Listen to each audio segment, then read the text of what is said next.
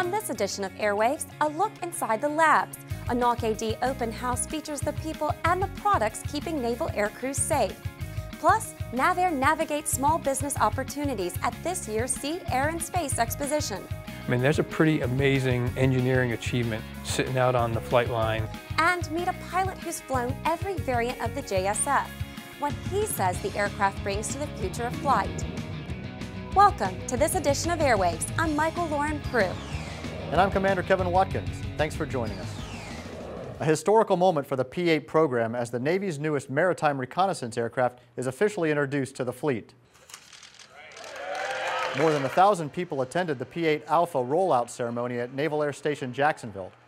The multi-mission aircraft will work with the BAMS UAV to improve maritime surveillance and warfare capabilities. The P-8 is set to replace the aging P-3 Orion. It's a humbling experience for us because we have been flying the P-3 for the last 50 years and bringing that airplane to bear wherever the nation needed it to go. The P-8 and the BAMS, I believe, will be the eyes of the nation. They'll constantly be forward. They'll be scouring the oceans for any potential threat, and they'll be able to respond very, very quickly. The rollout ceremony also served as opening day for the P-8A Poseidon Integrated Training Center. If you would like to learn more about the P-8 program, visit the NAVAIR news page at www.navair.navy.mil/news. Selected as one of the first JSF test pilots, Colonel Art Tomasetti has played a critical role in the development of the F-35. He talks about his experiences with the program and the unique capabilities this aircraft brings to the fleet. Being involved with the X-35 program was great in several respects. I watched it go from drawings on paper to something that started to look like an airplane on the factory floor to something that really looked like an airplane, and eventually something that we were going out and flying.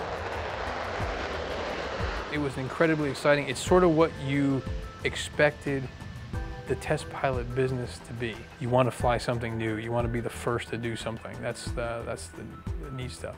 The F-35 is a really nice flying airplane. It's very simple. It's very responsive. Having a chance today, to have flown the C model of the airplane, the B model the other day, they fly very similar to each other.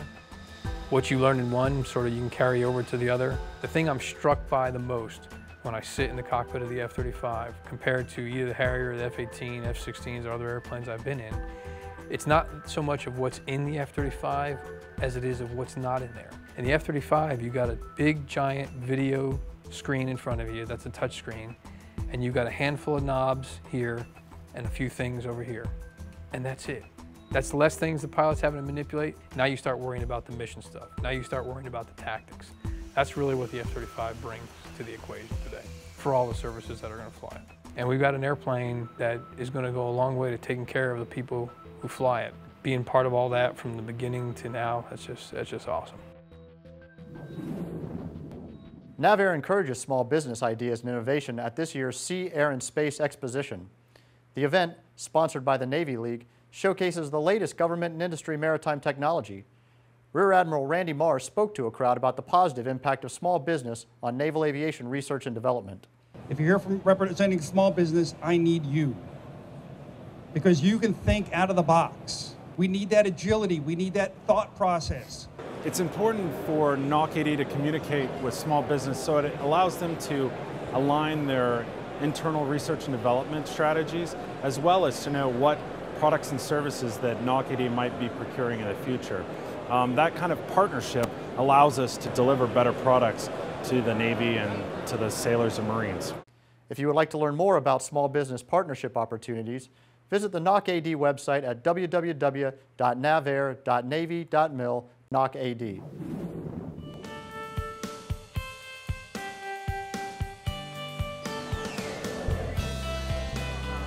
This is our 4-6 Human Systems open house, and we're just trying to showcase our capabilities, hopefully generate some new business, let everybody on base know what we can do here. It was a day of knowledge and networking at the Air 4.6 Human Systems Open House. Visitors were invited to tour the facility and explore its labs, including the Horizontal Accelerator, Clothing System Design Lab, and Crashworthy Seat Lab. For those of us who have flown aircraft, those of us who have used these systems to escape from aircraft, will tell you that these are some of the most cornerstone technologies in all of aviation. So a wonderful opportunity today to get the message out about the criticality of the mission of 4.6 and the wonderful work they're doing for naval aviation. With multiple laboratories housed under one roof, Air 4.6 engineers can test developing technologies on site, saving valuable time and money in the process. Next door we've got the body-mounted equipment lab, and so where they're developing the new equipment, then they can bring it immediately next door and test it on our seats.